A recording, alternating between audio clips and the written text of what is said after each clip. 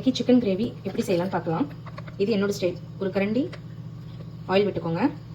சீரகம் 2 ஸ்பூன் போட்டுக்கோங்க.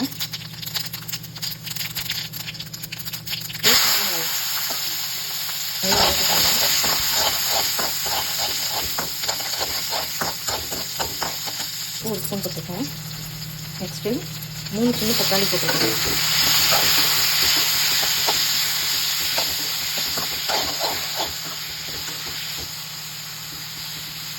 இப்போ ஃப்ளேமை வந்து ஹையில் வச்சுக்கோங்க. அப்போ தான் சீக்கிரம் வந்து இந்த தக்காளி குழையிற ஸ்டேஜ் வரும். கல் பூண்டு போட்டிருக்கேன். இப்போ ஒரு பச்சை மிளகா, ஏன்னா நம்ம மிளகாத்தூள்லாம் ஆட் பண்ண போகிறோம். ஸோ காரம் நல்லாவே இருக்கும். நல்லா கலவி விட்டுக்கோங்க. ஒரு 5 மினிட்ஸ் கழிச்சு ஆஃப் பண்ணிக்கோங்க. இதெல்லாம் நல்லா குழஞ்சி வந்திருக்கு. இப்போ ஆஃப் பண்ணிவிடுங்க. ஆஃப் பண்ணி ஒரு 10 நிமிஷம் கழிச்சு நல்லா அரைச்சிக்கோங்க பேஸ்ட்டாக. எண்ணெய் விட்டுக்கோங்க. இது வந்து மல்லித்தூள் 2 ஸ்பூன் போட்டுக்கோங்க. சிக்கன் மசாலா தூள் போட்டுக்கோங்க 2 ஸ்பூன். ஸ்லோலே வைங்க, ஏன்னா வந்து மசாலா தீஞ்சிடும். தூள் வந்து 1 ஸ்பூன் போட்டிருக்கேன்.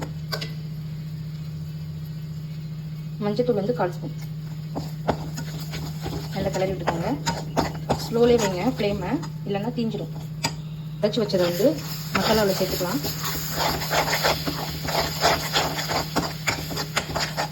ஒரு கிளாஸ் தண்ணி விட்டுக்கோங்க, சின்ன கிளாஸ்.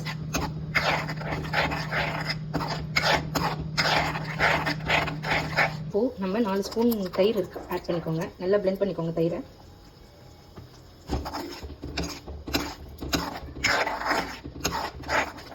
ஸ்டேஜில் நம்ம சிக்கன் ஆட் பண்ணிக்கலாம்.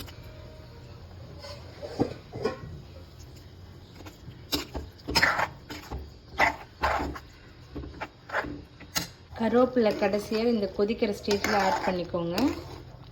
இது மாதிரி ஒரு வாட்டி ட்ரை பண்ணி பாருங்கள். பாய்.